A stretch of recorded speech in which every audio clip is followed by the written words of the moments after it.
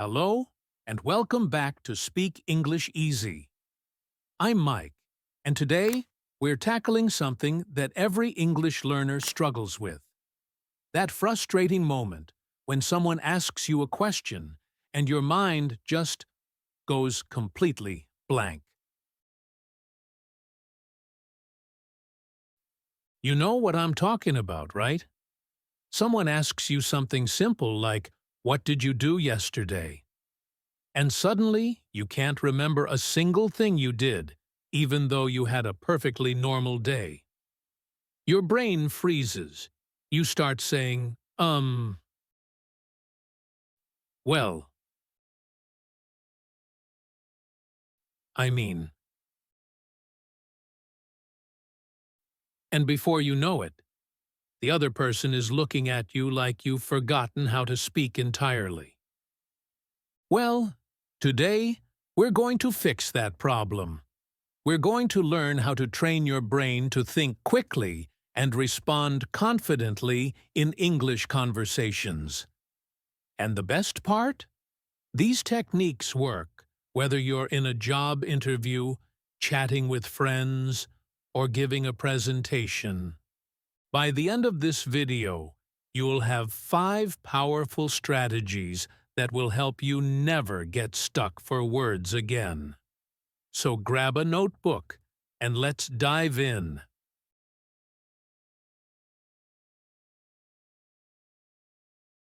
First, let's talk about why this skill is so crucial.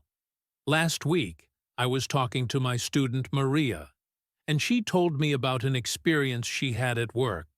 She was in a team meeting, and her boss asked her opinion about a new marketing strategy. Maria knew exactly what she thought. She had great ideas. But when all eyes turned to her, she panicked. Instead of sharing her brilliant insights, she mumbled something like, "Oh, I think it's good, I guess." Her boss moved on to the next person, and Maria left that meeting feeling frustrated and invisible. Here's the thing. Maria wasn't lacking knowledge or intelligence. She was lacking the ability to access her thoughts quickly under pressure. And this happens to native speakers too. But when you're learning English, the stakes feel even higher because you're not just thinking about what to say, you're also thinking about how to say it correctly. Research shows that people who can respond quickly and clearly in conversations are seen as more confident, more competent, and more trustworthy. It's not fair, but it's reality. The good news? This is a skill you can develop, just like learning to ride a bike or play the piano. Think of your brain like a library. All your knowledge is there, but sometimes you need better organization and quicker access to find what you're looking for. That's exactly what we're going to work on today.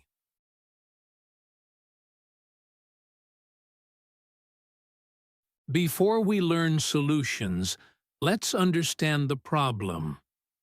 What actually happens in your brain when you freeze up? The perfectionist trap. Many English learners try to construct the perfect sentence in their head before speaking. You're thinking, is this grammar correct? Should I use have been or was? Wait, is this the right word? Meanwhile, the conversation has moved on without you. I had a student named Ahmed who would take 30 seconds to answer, "How was your weekend?" because he was trying to make sure every verb tense was perfect. By the time he was ready to speak, people thought he didn't hear the question. Analysis. Paralysis. Sometimes we have too many options. It's like standing in front of a huge menu at a restaurant. The more choices you have, the harder it becomes to pick one. When someone asks, "What's your favorite hobby?" your brain starts listing everything. Well, I like reading, but I also enjoy cooking, and photography is interesting, and I used to play guitar. Instead of just picking one and talking about it. The translation trap.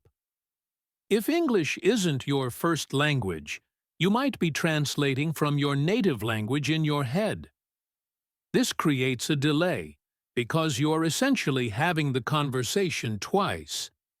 Once in your language, then again in English. Fear of judgment. We're terrified of making mistakes, so we hesitate. But here's the truth. Native speakers make mistakes all the time. We say, we restart sentences, we use the wrong word. Perfect English doesn't exist in real conversations.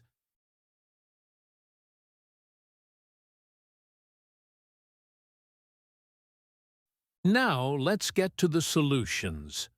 The first technique I call the bridge technique, and it's going to change your life. When someone asks you a question and you need a moment to think, don't just stand there in awkward silence. Build a bridge with phrases that buy you time while keeping the conversation flowing. Here are some magic phrases. That's such an interesting question. You know, I've been thinking about that lately.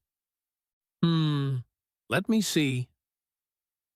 Well, there are a few ways to look at that. That reminds me of something. Let me show you how this works. Imagine someone asks, "What do you think about working from home?" Bad response.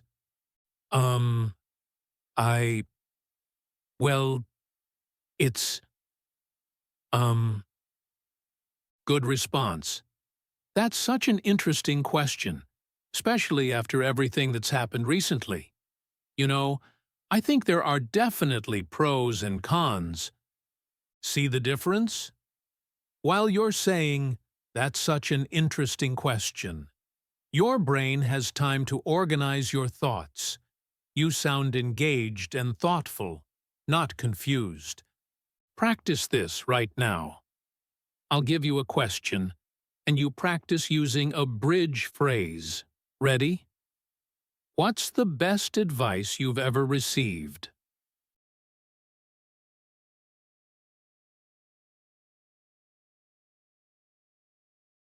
Remember, the key is to sound natural. Don't use the same bridge phrase every time, or you'll sound like a robot.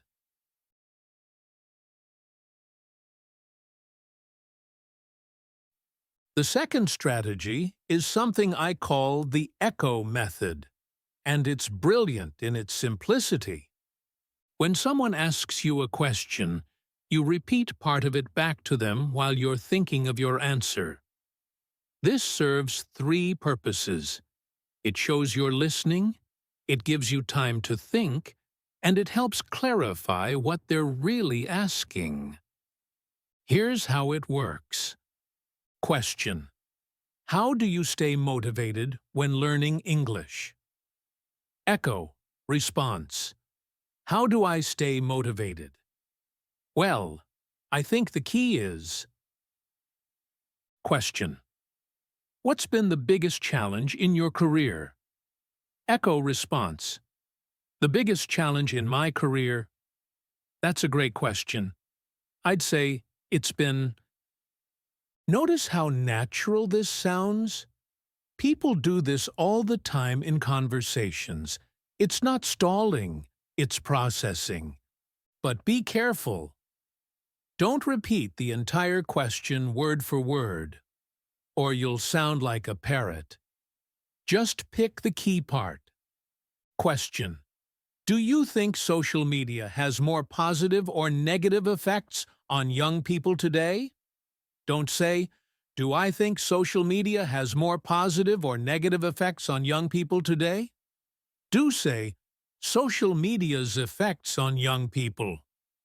I think it's complicated, but overall, This technique is especially useful when someone asks a complex question or when you're not sure you understood correctly. The echo gives them a chance to clarify if needed.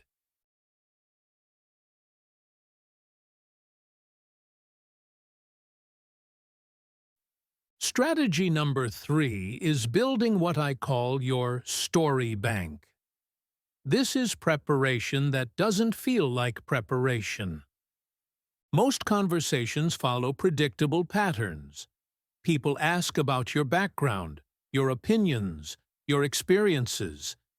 Instead of starting from scratch every time, have a collection of short stories and examples ready to go. Think of 5 areas where you often get asked questions.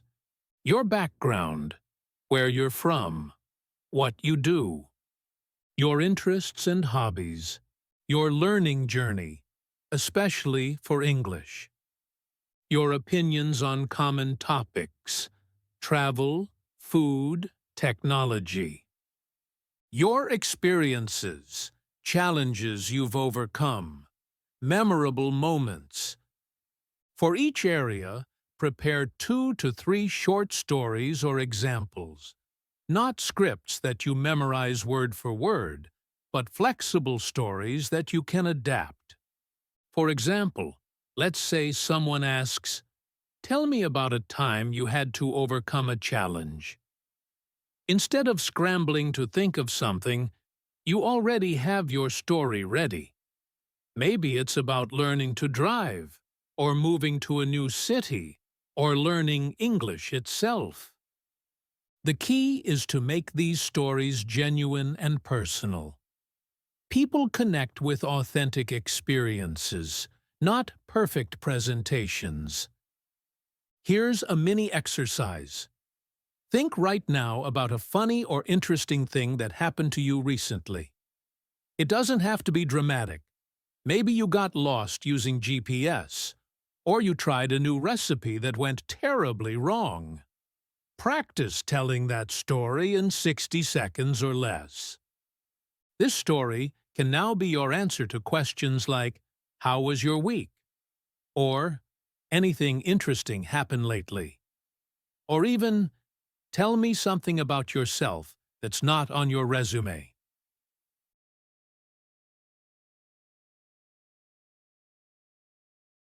Strategy 4 is about having simple structures that you can fill in with any content.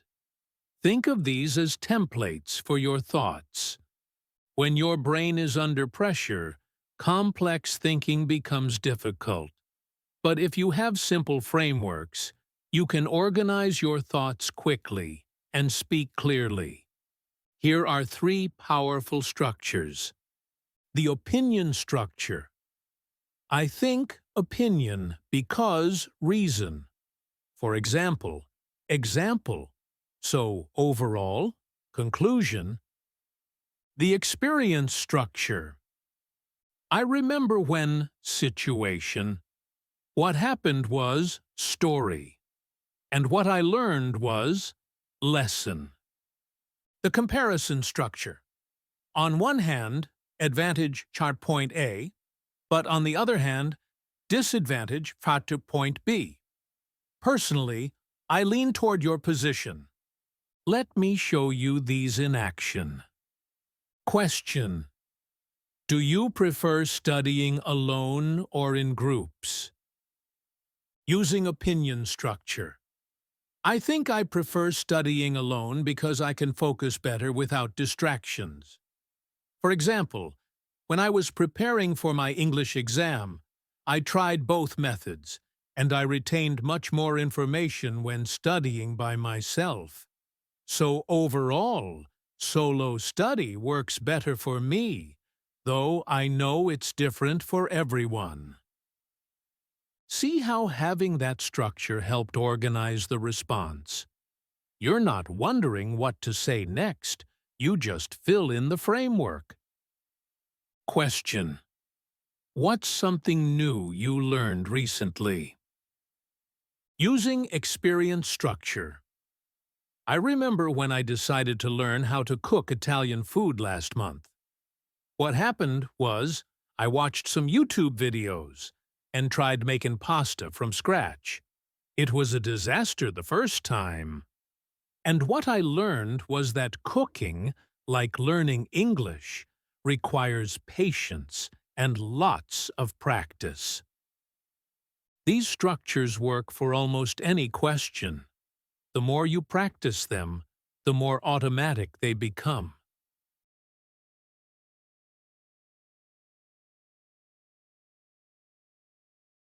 The final strategy is perhaps the most important: learning to reset your confidence when things go wrong. Here's the truth. Sometimes you're going to stumble.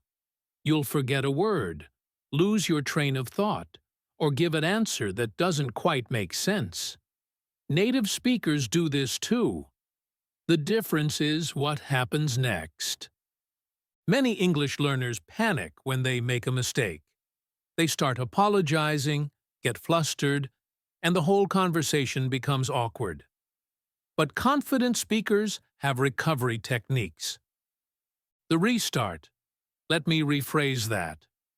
Or, what I mean to say is, this shows you're in control and you're clarifying, not making excuses. The redirect. Actually, here's a better example. Or, you know what's interesting about this topic? This moves the conversation forward instead of dwelling on the mistake. The honest pause. Give me just a second to organize my thoughts. This is better than stumbling through confusion. People respect honesty and thoughtfulness. Remember, confidence isn't about never making mistakes.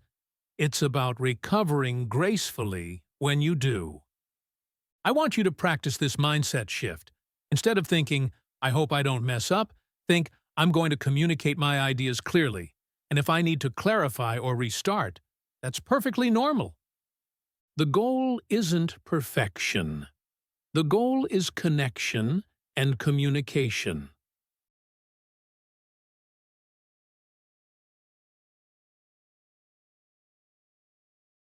Let's quickly review our 5 strategies. The bridge technique. Use transition phrases to buy thinking time. The echo method. Repeat key parts of questions while processing. The story bank. Prepare flexible stories for common topics. The structure formula. Use simple frameworks to organize thoughts. The confidence reset. Recover gracefully from mistakes. Now, here's your challenge for this week. I want you to practice these techniques in low-pressure situations first. Try them with friends, family, or even with yourself in the mirror. Pick one technique each day and focus on it. Monday, practice bridge phrases. Tuesday, try the echo method. Wednesday, develop one story for your story bank. Thursday, use a structure formula. Friday, practice confidence resets. The most important thing to remember is this. Quick thinking isn't about having all the answers immediately. It's about staying calm, using tools to organize your thoughts, and communicating clearly even under pressure. Your English doesn't have to be perfect to be effective. Focus on connection, not perfection. If this video helped you, please give it a thumbs up and subscribe to Speak English Easy for more practical English learning tips. And let me know in the comments, which of these strategies are you most excited to try? Remember, every conversation is an opportunity to practice. The more you use these techniques, the more natural they'll become. Soon, quick thinking will be just another tool in your English learning toolkit. Thanks for watching, and I'll see you in the next video. Until then, keep practicing, keep learning, and remember, speaking English can be easy when you have the right strategies.